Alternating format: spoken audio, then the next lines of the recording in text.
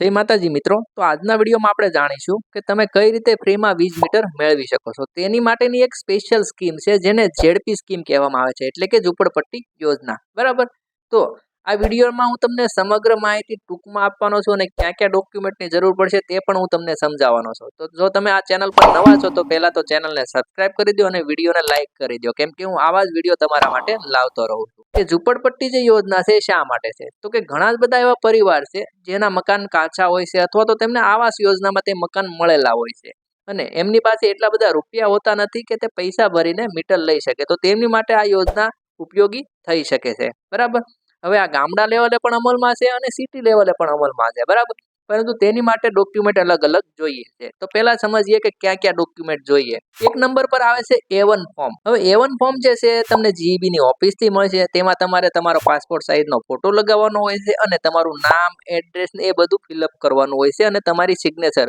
અથવા તો જો અંગૂઠો મારતા હોય તો અંગૂઠો મારીને સાક્ષીની સિગ્નેચર કરાવવાની હોય છે। તો આ પહેલું ડોક્યુમેન્ટ થયું। બીજું સર્વે ફોર્મ।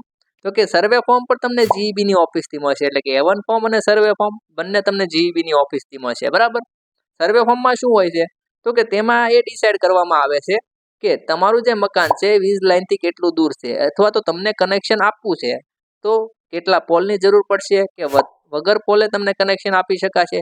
તો એ કાંઈ પણ માપણી હોય એ સર્વે ફોર્મમાં કરવામાં આવતી હોય છે, એટલે કે A1 ફોર્મ અને સર્વે ફોર્મ બંને જીઈબી ની ઓફિસથી મળે છે। બરાબર, ત્યાર પછી આવે છે આકારણી પત્રક।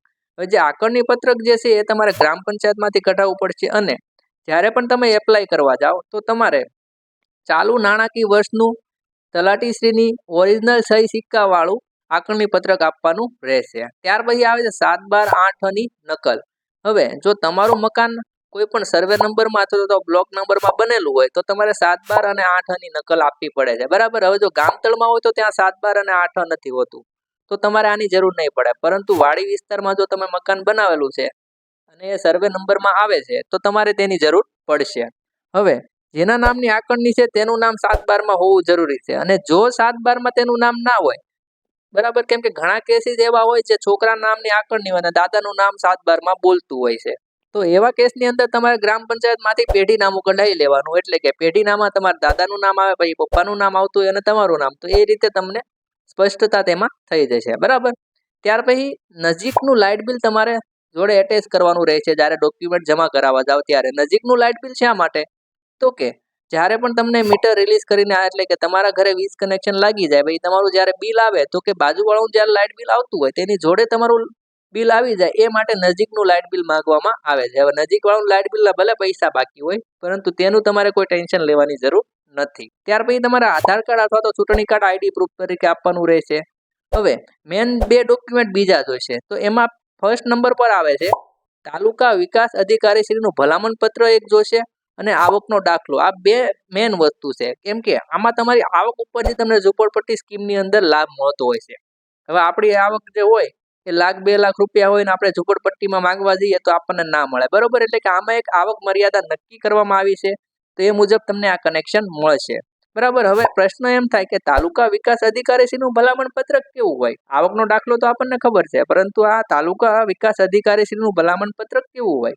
તો એની માટે તમારે નજીકની વીજ કચેરીએ જવાનું, ત્યાં તમે પૂછશો એટલે તમને એ બતાવશે કે આ રીતનું ભલામણ પત્ર હોય, તો એવું તમારે કરાવીને લાવવું પડશે। ત્યાર પછી ₹300 સ્ટેમ્પ પેપર પર વિદ્યુત જોડાણ કરાર એનેક્સર 3 નોટરી કરાવવું પડશે। હવે આનું જે સેમ્પલ છે મારી પાસે અવેલેબલ નથી, નહીતર હું તમને અહીંયા વિડીયોમાં બતાવી દઈશ કે આ રીતનો સ્ટેમ્પ હોય છે, એ પણ તમે જીઈબી ની કચેરીએ જશો એટલે તમને મળી જશે। બરાબર, તો આ મેન ડોક્યુમેન્ટ થયા એટલા। બરાબર, તો લખી લેજો અને હવે આ વિડીયો તમે જોયો અને તમે જો આવતા હો અમુક આવક મર્યાદામાં તો તમને આ કનેક્શન મળી શકે છે। તો આ મેન વસ્તુ છે। બરાબર, તો આવી ઉપયોગી માહિતી હું તમારા માટે લાવતો રહું છું, જેથી કરીને મને સપોર્ટ કરો, ચેનલને સબસ્ક્રાઇબ કરો, વિડીયોને જરૂરિયાતમંદ લોકો સુધી પહોંચાડો, જેથી કરી તે પણ વીજ મીટરનો લાભ લઈ શકે। જો આજનો વિડીયો પસંદ આવે તો વિડીયોને લાઇક કરવાનું ના ભૂલતા અને તમે ક્યાંથી છો એ મને કમેન્ટમાં અવશ્ય જણાવજો। જય માતાજી મિત્રો।